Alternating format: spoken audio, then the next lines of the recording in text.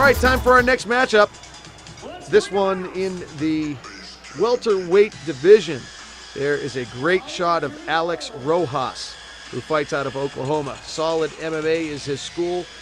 Rojas is undefeated both as a pro and as an Ami. 3-0 as a professional, 4-0 as an Ami. Just 20 years old, and we don't have as much information on Alex as we would like, but the word on the street is that he will be very tough opponent for Cristiano Soldado Sousa. Yeah, very young at 20 years old, coming here from Oklahoma. So I think he's going to be very confident in his abilities to travel across the country to take on a very tough and undefeated Soldado. Yeah, this is a very tall order for Rojas, coming in and fighting a capoeira master, 28 years old, and when you see him getting ready to step into the cage, he's absolutely built. This guy is definitely a very hot prospect in the MMA world. Cristiano Sousa. So Alex Rojas with a tall order in front of him as just a 20-year-old, taking on the Cristiano Sousa capoeira master. This is a guy who you just gotta love watching this guy fight. Yeah, absolutely. I mean, he's got great athleticism, great dexterity, and he's also fighting him right in his backyard too. So like you said, this is a tall task for Alex Rojas, but it'll be interesting to see how he faces the adversity. Cristiano points out that all three of his fights took just a little bit over 5 minutes in total. So he's averaging about 1.5 minutes per fight in his win. So starts very quick. Sounds like a guy who doesn't really like to take his time, huh? Fights out of American Top Team, Coconut Creek, under Conan Silveira. Some of his other training partners, of course, Elton Barbosa, who I believe is in the house. Yep, he's in his corner there, and you see Fernando Falkenbach, the Muay Thai coach, applying the Vaseline. And there you see a very focused Cristiano Sousa. He feels very confident about his ability to win this fight. Trying to get into his mindset about what he feels about his opponent, Alex Rojas, and he says he's a decent wrestler. So I think that he pretty much has given him some ground credit, but he definitely feels very confident about his ability to quickly win this fight. Yeah, I mean, you can never underestimate a guy with a wrestling pedigree from Oklahoma. That's a big wrestling hotbed, and it'll be interesting to see the matchup. Introducing your blue corner. He has a professional record of 3 wins, 0 losses, standing 6 feet inches tall, weighing in at 185 pounds from Fletcher, Oklahoma. Please give a warm welcome for Alex Rojas!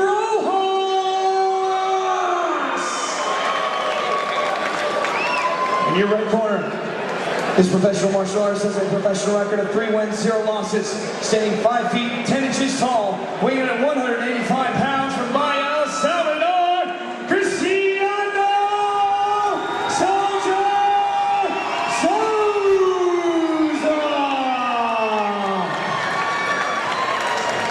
Your referee for this match is referee Troy Wong. All right, ladies and gentlemen, good luck.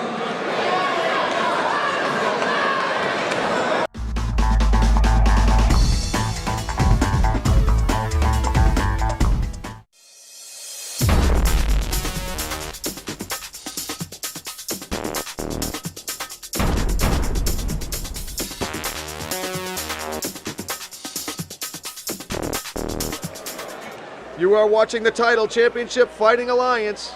Jay Adams alongside Rich Atenito, and it is a welterweight matchup between Alex Rojas, the gentleman in the black trunks you see pacing wildly from end to end, and Cristiano Sousa, scheduled for 3 5-minute rounds. Here we go.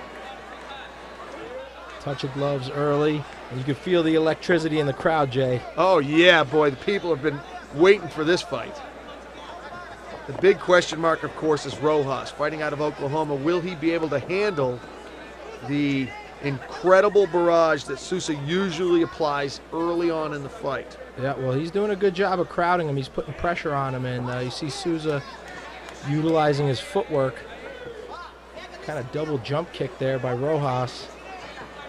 Feeling each other out, measuring distance. Big kick misses from Souza.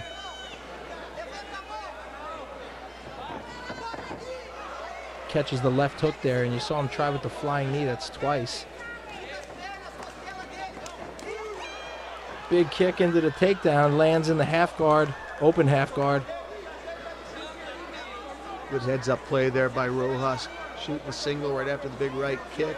Yep, and you see Cristiano working himself into the half guard, and he's starting to try to isolate that right arm of Rojas and maybe hunt for a Kimura. Peppering him in the head to get him distracted a little bit, and then you might see him try to posture up and go for that arm. Rojas keeping that right arm in nice and tight. Yep, and he's showing a lot of really good patience for being so young. Sometimes you see guys that get over anxious and they start wasting energy in those positions, but you see Rojas. Oh, nice sweep by Souza. They end up back on their feet, and Souza now administering some ground and pound. Referee Troy Waugh doing a good job just to get out of the way. That was some intense action as Rojas flew backwards. Yeah, Soldado did a nice job of getting his hooks in and elevating Rojas up and getting back to his feet. Now he's in the controlling position, tearing him down to the ground. Back up to his feet nicely. Oh, beautiful move there by Rojas. Nice switch. He's showing that wrestling experience. Now the two fighters back in the center standing. Now that bodes well for this being a competitive fight. That skill set right there by Rojas, as you were saying, the wrestling is the thing that Souza gave him credit for. Yeah, absolutely. But you see Rojas is doing a great job of keeping pressure on Cristiano, and he's keeping the fight competitive standing as well. I love the matchups where you see wrestling versus Brazilian Jiu-Jitsu. It's just fascinating to watch how the two styles match up. Yeah, absolutely. And sometimes it's, when they're both out of their element, say for instance in the stand-up here, whoever gets the better of the opponent on the feet might dictate where the fight goes. Alex Rojas, just big 20 left years hook. Old, eats the hook. Now Soldado putting the pressure on. Alex shoots for the low single. Is he going to come up with it? Ooh, Soldado charging in, and now he's going to give up the ground, switching over to the knee bar. Good scramble here as Sousa's trying to apply the knee bar. Look how calm Rojas is, checking his nose for blood. Yeah, absolutely. And he's got the cage there helping him out. It's going to make it difficult for Soldado to, get into position for that knee bar. But it'll be interesting to see if he starts trying to turn that into a heel hook. Rojas try to free up the right leg by applying pressure with his left leg. What would the rest of the defense look like? Right, he should take his left foot and put it in Soldado's butt and push away. Now he's broken free, and he's coming up on the single leg now, pressing Soldado into the cage. See if he tries to run the pipe here and put him back down to the ground. That's exactly what he does. And he's going to secure it. He wraps up the double. Wow, I'm impressed by this young 20-year-old. Great hips, he has great center of balance. You see how that wrestling really, he's applying it here. Yeah, absolutely. I mean, he's in those positions where he can utilize his wrestling, and he's taking full advantage of it. Now he's on top of Soldado with under a minute left in the first round, and he can maybe steal this round. Yeah, it's a close round right now. This last minute will really tell a lot to see if they can sway the judges, if he can posture up and maybe get a little ground and pound going. That could be a really nice way to finish up the opener. Yeah, absolutely. I mean, he's definitely going to want to make an impression on the judges. Both men did some good things in that first round, so you're not sure what the judges could be looking at. And coming down to the last 10 seconds here could decide the round. Sousa smartly keeping Rojas in as tightly as he can. Doesn't want anything flashy happening at the end of the round. That's pretty flashy right there. Some nasty elbows. And he's letting his hands go. At the end of the round, Rojas finishes up smartly.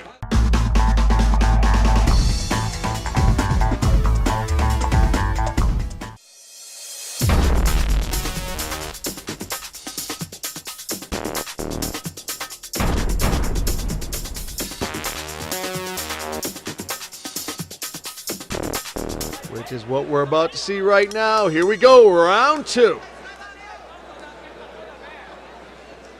Interesting to see what types of adjustments the corners told their fighters to make. Yep, and Souza's the cleaner striker, but Rojas is effective, and he continues to switch his stance, which can give a guy a lot of problems because it's very unorthodox. Nice flying knee to the body by Rojas, but because he keeps switching his stance, it can be very hard to get onto a guy's timing when he's doing that, and I think that could be what you're seeing a little bit of with Soldado sitting back. We've not seen Soldado with his traditional aggressiveness. So, he might be a little bit confused, having trouble figuring out the timing. Oh, he ate that left. Yeah, nice left hook by Rojas off the leg kick. Now he dives in for the double. So far, Rojas has been able to take Sousa off his feet when he wants to. Yeah, and that could be why Cristiano's not as aggressive either, because he knows if he comes in too aggressive, he's going to get himself put down on the ground. And, now he's in half guard, and he's going to try to work up, maybe get a sweep again to get back on his feet. I think Rojas is working for an Americana. Trying to get that left arm free. Soldado switches to the heel hook, though. Rojas does a nice job of spinning out. Good sprawl there by Sousa. And back to the feet go these two welterweights. Yeah, they're really going at it. And Rojas is putting a lot of pressure on Soldado, and see if this will start to wear him down as the fight continues. This is a good strategy for Rojas. The best defense is a good offense. I think that is true in this case. Absolutely, and he's doing a good job, Jay, mixing up his strikes and his takedowns, which can confuse Soldado even more. He's not sure what's coming, if a strike or a takedown's coming, and then it starts to leave him frozen. Alex says, I have been through the toughest parts of life. I've seen the, pardon the expression, bullcrap of life, and MMA has saved my life. Right now he's in there, he's fighting hard, and he's in a good position going halfway into the second round with Soldado. And Soldado, if he was wondering whether Rojas is going to bring it, I think that's been answered. He's got to be wondering a couple times. He's found himself on his back multiple times, like, this kid is in it to win it. I really need to step up my game. Yeah, absolutely. And we're going to see the type of experience that Soldado has, not only in his fights, but also training an American top team. And if he's able to overcome this early adversity by Rojas. Wow. Nice Soldado double. called him in. He called him in, and Rojas came in, and that's one of those axioms, be careful what you ask for. Absolutely. And Rojas has got to be careful of his neck here. Soldado's got a nice grip on it. He's got a little bit of, he was working an arm-in guillotine there, and Soldado is a strong individual, and if he locks that up, it could be all she wrote. Yeah, he is so powerful. You do not want to extend that neck. You're seeing Rojas dives in, and now he locks up the full guard guillotine. He's got him fully closed. He taps out. Oh, nice finish. Beautiful finish for Cristiano Soldado Sousa. Climbing the cage, and that's what I was talking about, Jay. You see the experience, not only in his fights, but in training at American Top Team. He goes through a lot of adversity every day. He kept himself in it, and he applied the submission effectively when the opportunity presented itself. Once you saw Sousa able to compose the guard, once both those legs are wrapped around the back of Rojas, you knew it was a matter of time. Yeah, absolutely, and he's a very, very strong fighter. I mean, you just see the size of his arms. Once he locks those up, they're like a vice, and there was no getting out for Alex Rojas. And the treat when Sousa wins a fight is you get a capoeira demonstration. Hopefully we'll get one. And here you see he was able to compose, get both legs locked up, and then they tightens up the neck, and Rojas had to tap. Yeah, absolutely. Ladies and gentlemen, the fight has been stopped via submission with 3 minutes, 19 seconds into the second round. With your winner, submission via guillotine, Cristiano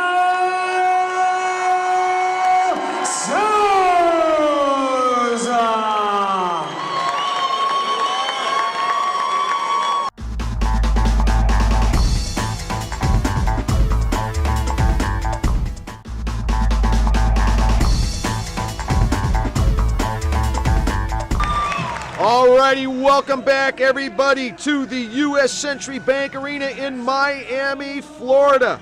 Jay Adams alongside Rich Atenito. If you can't get pumped up about this middleweight title belt, you do not have a pulse. Two outstanding fighters will be doing battle for the CFA Middleweight Championship of the world. John the Fireman Kelly is taking the cage right now. The Irish car bomb is in the house. This is a guy who comes up big in big shows when under big pressure. John Kelly never wilts. This is a guy who is extremely exciting to watch, and this is a guy who can really own his opponent. Really powerful middleweight. Yeah, absolutely. John Kelly is a physically dominant fighter, as you can see. He's a powerful individual, likes to wear his opponents down, and you know, he's looking for the finish when he's in there too. He's with his team MMA Masters. They've just racked up 1 win on the night. He's going to be looking to make it number 2 and get the belt.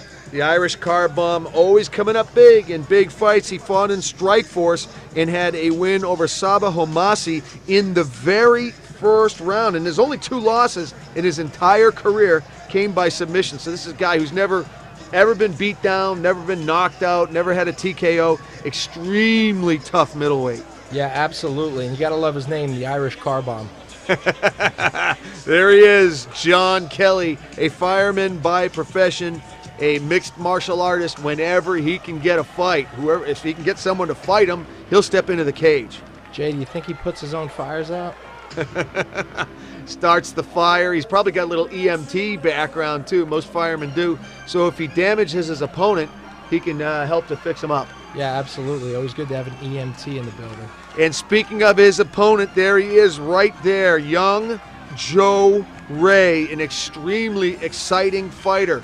Deadly on his feet, has extremely good Muay Thai, trains in Thailand, actually lived in Thailand for a long time. Only 1 loss in his entire career, both as an AMI and as a pro. Undefeated as an AMI at 8-0, 5-1 as a pro, just 26 years old with all that experience.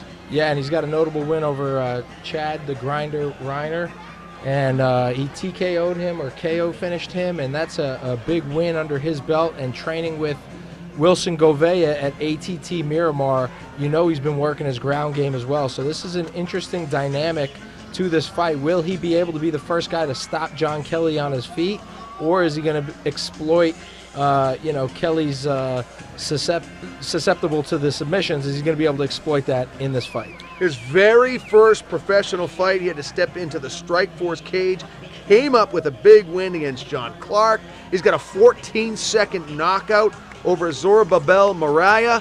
This is a guy who's been in big shows, and this is a guy who is, well, again, just like John Kelly, does not wilt under the big pressure.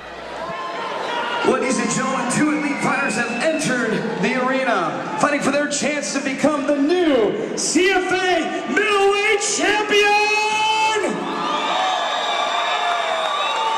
Ladies and gentlemen, Miami, Florida, and fans throughout the world, are you ready?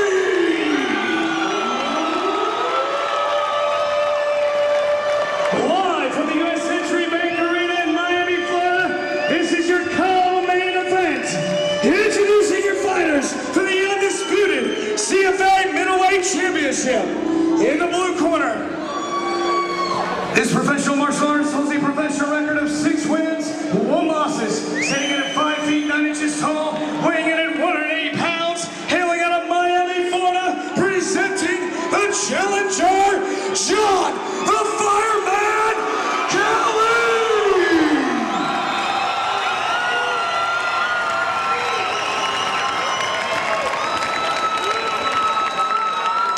His opponent fighting in the red corner. This professional martial artist holds a record of 4 wins, 1 loss, standing at 6 feet tall, weighing in 108 pounds, from Sarasota, Florida. Give it up for John